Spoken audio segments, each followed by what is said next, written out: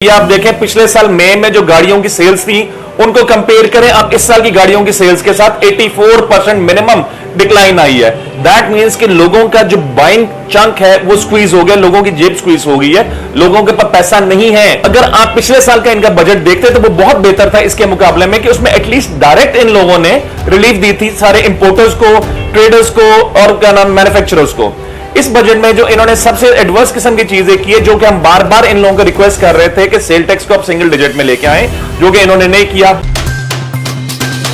अस्सलाम वालेकुम नाज़रीन, न्यूज़ 6 के साथ मैं हूं आपकी मेजबान फलक भट्ट। आज हम बात करेंगे वफाकी बजट के हवाले से हुकूमत की तरफ से पेश किए जाने वाले बजट से क्या ताजिर बरादरी मुतमिन है या नहीं। इसी हवाले से हम बात करेंगे लाहौर चैम्बर ऑफ कॉमर्स के साबका वाइस प्रेसिडेंट ज़िशान हलील साहब। ज़िशान हलील साहब, सबसे पहले मुझे ये बताइएगा, 34 खरब से जायद हसारे का बजट पेश किया गया, जबकि वफाकी बजट मजमूई तहमीना 88 खरब से जायद का लगाया जा रहा है। इसके हवाले से आपका क्या कहना है? बिस्मिल्लाहिर्रहमानिर्रहीम। देखें जी, ये बजट फेडरल सब आया, सबने इसको स्टडी किया, हर चीज आपको समझ आती है। इसमें जो सबसे ज्यादा टेक्निकल चीज है वो 1006 अरब का जो डिफरेंस आ रहा है, जो कि नॉन टैक्स रेवेन्यू ये कर रहे हैं। अब बात ये है जी कि 1006 अरब कहां से आएगा जो कि नॉन टैक्स रेवेन्यू है।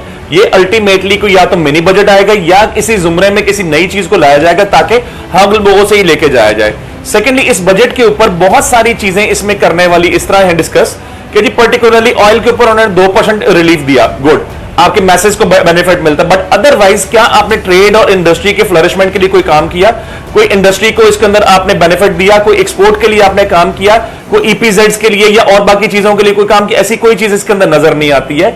इसके बरअक्स अगर आप पिछले साल का इनका बजट देखते तो वो बहुत बेहतर था इसके मुकाबले में कि उसमें एटलीस्ट डायरेक्ट इन लोगों ने रिलीफ दी थी सारे इंपोर्टर्स को, ट्रेडर्स को और क्या नाम मैन्युफैक्चरर्स को। इस बजट में जो इन्होंने सबसे एडवर्स किस्म की चीजें की है, जो कि हम बार बार इन लोगों को रिक्वेस्ट कर रहे थे कि सेल टैक्स को आप सिंगल डिजिट में लेके आए, जो कि इन्होंने नहीं किया। एक चीज को इन्होंने क्लेम किया है जी कि जो आईडी कार्ड की हमारी डिमांड थी कि जो उसको खत्म किया जाए, वो 50,000 की लिमिट को उठा के हम 1 लाख पे ले गए हैं, जिसको मैं मानने को तैयार नहीं हूं। ये 1 लाख की लिमिट इन्होंने जनवरी में अनाउंस हो गई थी, आज इसको उसको उन्होंने लीगल कवर दिया है। तो इस बजट के अंदर डायरेक्टली और इनडायरेक्टली ट्रेड इंडस्ट्री को कोई भी मेरे हिसाब से बेनिफिट नहीं मिले हैं जी। अच्छा ज़िशान साहब, मुझे ये बताइएगा, ये जो बजट है इससे ताजिरों इंडस्ट्री को क्या रिलीफ मिला है? देखें जी, जो बजट के बारे में आपसे मैं बात कर रहा हूं, छोटी सी एक मैं चीज ऐड कर दूं यहां पर। जो बेवाएं उन्होंने बैंकों में अपने पैसे रखे होते हैं, जिन्होंने जिसके थ्रू उन्होंने अपना घरों का सिस्टम चलाना होता है, उसके ऊपर विदहोल्डिंग टैक्स 10% था, 15% हो गया, ये रिलीफ मिला। एक दूसरी रिलीफ है जी इसमें, ये आप देखें पिछले साल मई में जो गाड़ियों की सेल्स थी उनको कंपेयर करें आप इस साल की गाड़ियों की सेल्स के साथ, 84% मिनिमम डिक्लाइन आई है। दैट मींस कि लोगों का जो बाइंग चंक है वो स्क्वीज हो गया, लोगों की जेब स्क्वीज हो गई है, लोगों के पास पैसा नहीं है एक्स्ट्रा वाफर पैसा। इस वक्त नेसेसिटी को आप अपनी पूरी कर लें, वही एक बहुत बड़ा बात है। लग्जरी की तरफ तो कोई जा ही नहीं सकता, हमारी नेसेसिटी को पूरा करना बहुत मुश्किल है। देखें, चीनी का प्रॉब्लम है, आटे का प्रॉब्लम है, और ये अगर 2% इन्होंने जो एडिशनल दिया इसके ऊपर, ऑयल के ऊपर अगर ना देते तो ऑयल का प्रॉब्लम भी बहुत बड़ा आपके पास था। गवर्नमेंट को इस वक्त मैसेज को कंट्रोल करने के लिए उनको जो फैसिलिटेट करना है वो चीजें देखनी। आपने देखा होगा पिछले दिनों कितना बड़ा एक इशू हुआ चिकन के ऊपर। गवर्नमेंट का रेट था जी, कहती है हमने 350 रुपए करना है, 450 मार्केट में बिक रहा था। कहां है गवर्नमेंट का कंट्रोल? गवर्नमेंट का कंट्रोल सिर्फ और सिर्फ ताजिर और इंडस्ट्री के ऊपर है कि हम उनको स्क्वीज कर लें, उनसे पैसा निकाल लें, उनसे टैक्सेस ले लें या लॉकडाउन में उनको धमका लें। जिस तरह पिछले दिनों हमारे बहुत प्यारे मिनिस्टर साहब है जिन्होंने लाहौर चैम्बर में आके हमें धमकी भी दी कि जी मैं बंद कर दूंगा दोबारा आके सब कुछ, कि आपने मेरी इंसल्ट करवाई है। बात यह है, जो लॉकडाउन के बाद जब आपका सारा बिजनेस खुला, आपकी वो सिचुएशन थी कि भूखे के सामने 25-30 दिन के भूखे के सामने रोटी रख दी और हाथ बांध दिए कि आपने रोटी भी नहीं खानी है, अगर खाई तो जमीन पे नहीं गिरनी चाहिए। ये पॉसिबल नहीं होता।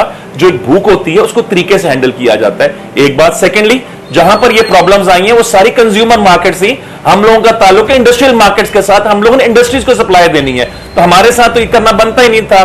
Then coming again to the budget, हमारे मुताबिक इस चीज में कोई भी अच्छी रिलीफ नहीं दी गई है जी। अच्छा ज़िशान साहब, मुझे ये बताइएगा, ये जो बजट है इसको अवाम दोस्त या कारोबार दोस्त बजट कहा जा सकता है या नहीं?